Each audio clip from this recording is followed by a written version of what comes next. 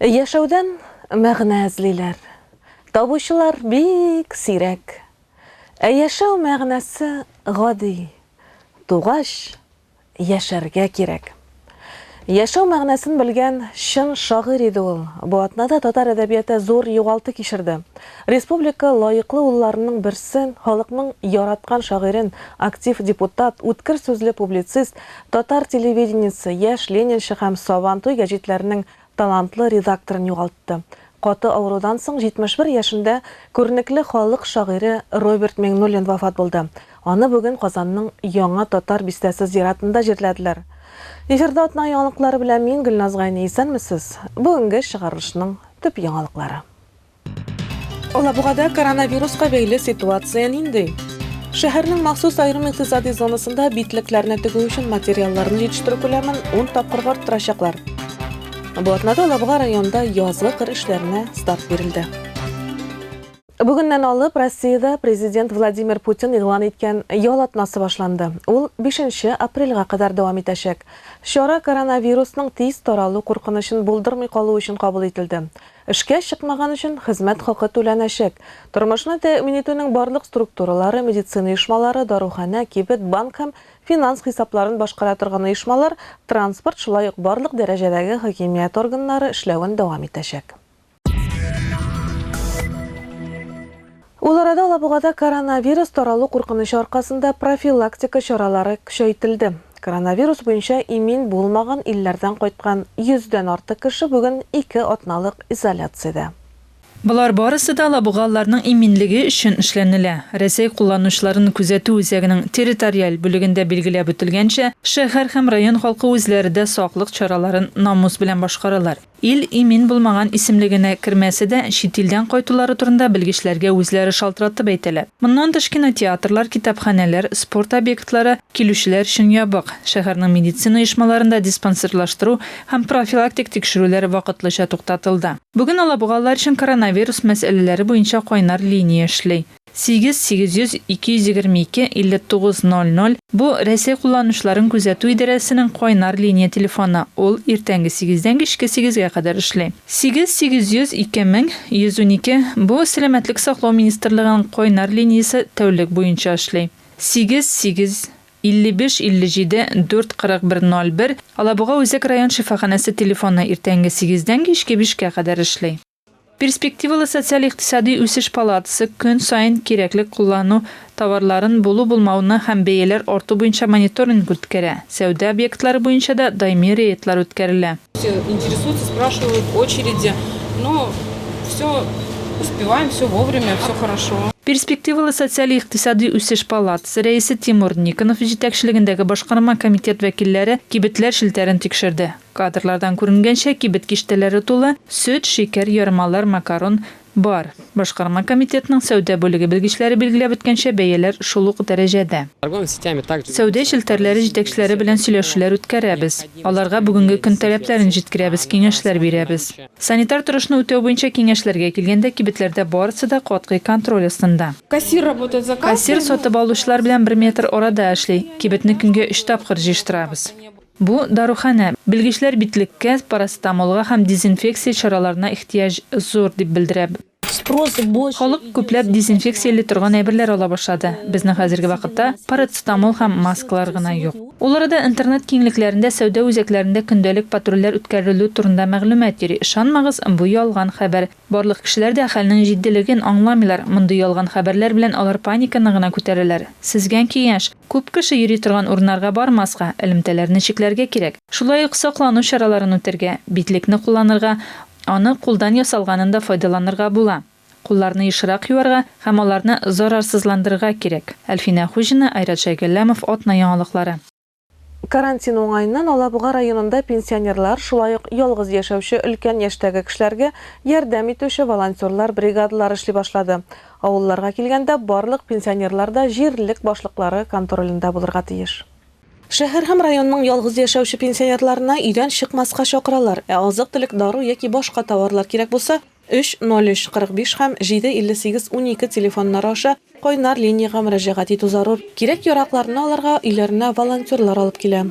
Әйтергә кирәк, бүген Алабугада 2340 ялгыз өлкән яшьтәге кеше яши. Алабуаның махсус айрым иктисади зонасында битлекләрне тегү өчен материалларны җитештерү күләмен 10 тапкырга арттырачаклар. Бу турыда Татарстан президенты Рөстәм Миңнехановның әлеге заводка визиты барышында мәгълүм булды. Алабуга махсус иктисади зонасында Полиматис заводы медицина битлекләрен тегү өчен материалларны җитештерү күләмен 10 тапкырга арттырачак. Искәртәм биредә медицина битлекләрен җитештерү өчен кулланыла торган полипропилен материал чыгарыла. Визит барышында Татарстан президенты Рөстәм Миңнеханов Татарстаннан үз эшләнмәләрен чыгару өчен полипропилен материал сатып алучы медицина битлекләрен җитештерүчеләр белән эшне җайга салырга кушты. Март машыннан алып бүгенге көнгә кадәр завод 67,4 тонна материал җитештергән. Үз чиратында Рөстәм Миңнехановка завод продукция җитештерү күләмен 10 тапкыр, аена 600 тоннага кадәр арттырырга планлаштыруларын әйттеләр. Татарстанлыларга карантинны бозган өчен җинаять җаваплылыгы турында искә төшерделәр. Татарстан Ичке эшләр министрлыгы республикада яшәүчеләрне сәламәтлекләренә җаваплы карарга һәм башка кешеләрнең гомерен куркыныч астына куймауларын сорый. Ичке эшләр министрлыгы татарстанлыларга карантинны бозган өчен җинаять җаваплылыгы турында искә төшерде. Санитар-эпидемиологик иминлекне тәэмин итү өлкәсендә законны бозган өчен җинаять җаваплылыгы каралган. Әгәр кагыйдәләрне бозу аркасында кешеләр күпләп авырый икән, гаепле кеше 80 мең сумга кадәр штрафка тартылырга, 3 елга кадәр билгеле вазифаларны үтәү хокукыннан мәхрүм ителергә мөмкин. Шулай ук 1 елга кадәр мәҗбүри яки төзәтү эшләренә җәлеп итү яки ирегеннән мәхрүм итү каралган. Әгәр кагыйдәләрне бозу аркасында кеше гомере өзелсә, хокук бозучыга 480 сәгатькә кадәр мәҗбүри эш, 2 елга кадәр төзәтү эшләре, 5 елга кадәр мәҗбүри эшләр яки шул ук срокка ирегеннән мәхрүм итү яный. Бу атнада Алабуга районында Бөек Ватан сугышы ветераны Афанасий Чайниковны соңгы юлга озаттылар. Ул Улы Шүрнәк авыл җирлегендә гомер итүче бердән-бер ветеран иде. Фронтовик Бөек җиңүнең 75 еллыгына аз гына җитә алмыйча 96 яшендә вафат булды. Әйтергә кирәк, бүген Алабуга районында Бөек Ватан сугышында катнашкан 25 ветеран яши. Улы Шүрнәк авылында яшәүчеләр иртәдән Афанасий Чайников белән хушлашыр өчен ул яшәгән өйгә ашыктылар. Бөек Ватан сугышында илебезне яклап кан койган авылдашлары бит ул аларның. Афанасий Чайников 96 яшендә вафат булды. Кызганыч, бөек җиңүнең юбилеена аз гына вакыт җитә алмады ул. Афанасий Яковлевичның дуслары, авылдашлары сүзләренчә, мәрхүмне алар үзара якын итеп Афоня дип йөрткәннәр. Сез күрше буларак дус булдыгызмы соң? Дос, әйбәт. Без беребезгә балалар белән йөрүштек. Аллаһка бездә, анакы бездә. Әйбәт. Туган җиреңдә тынычлап йокла, Афанасий абый, диде чыгыш ясаучылар мәрхүмнең туганнары һәм якыннарының тирән кайгысын уртаклашып.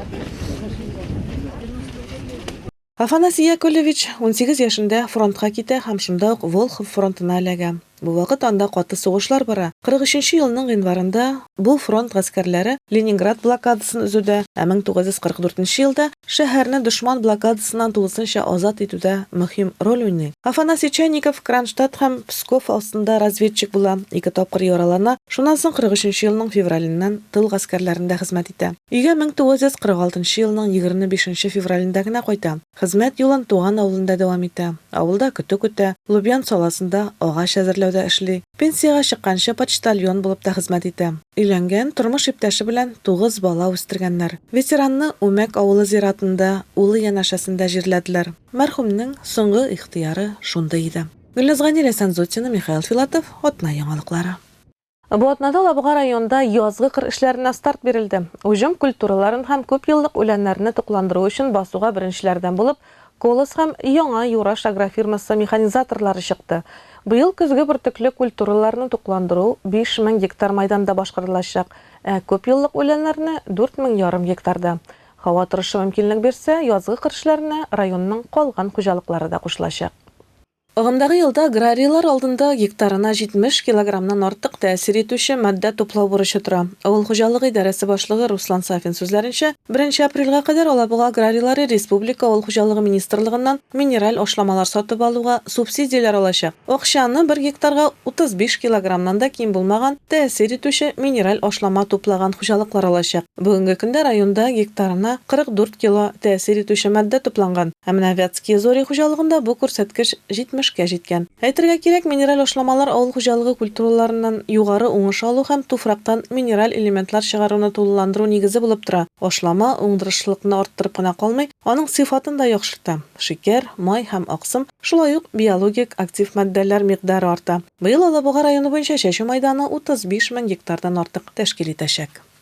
Тагын шул каһәр суккан вирус турында. Хөрмәтле Алабугалылар, бу катлаулы чорда афәт белән бергәләп көрәшик. Балаларыбыз, оныкларыбыз, якыннарыбыз белән өйдә булыйк. Тәмле ризыклар пешерик, йортларыбызны җыштырыйк, китаплар укыйк, телевизор һәм интернет аша кинолар, төрле тапшырулар, татарча спектакльләр, концертлар карыйк, шәхси гигиена нормаларын үтик.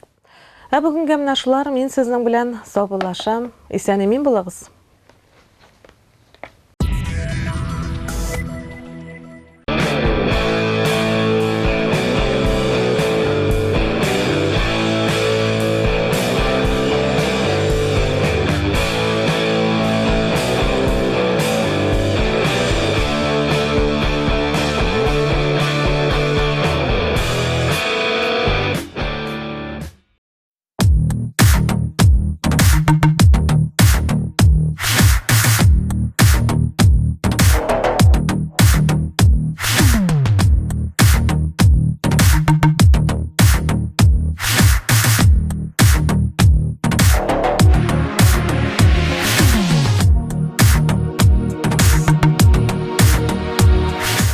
Автоцентр Елабуга – это любые виды обслуживания и ремонта автомобилей «Лада» и других марок. Пришло время менять резину. Но только в этот раз все будет быстрее и проще, чем обычно. Экономь свое время с интернет-магазином «Колеса даром». Все шины, диски и автотовары в одном месте. колесадаром.ру. Город Елабуга, проспект Нефтяников, дом 4. Телефон 8 987 238 51 11.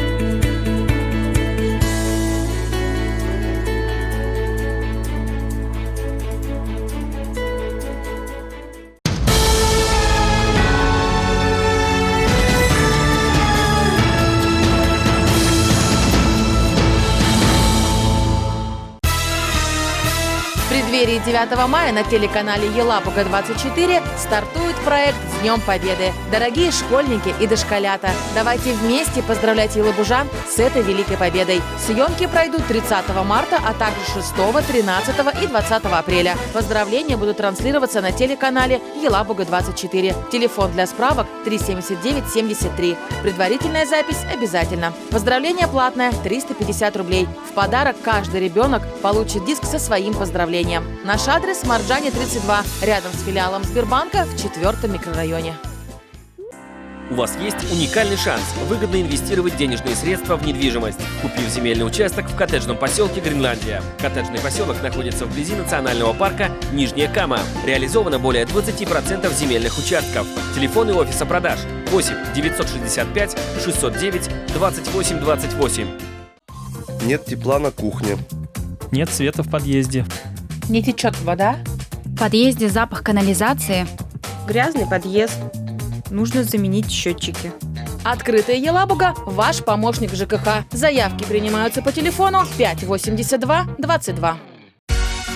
Каждую пятницу приглашаем елабужан на прогулку с врачом. В программе интересные лекции и беседы со специалистами. Уроки в школе скандинавской ходьбы. Участие в акции абсолютно бесплатное.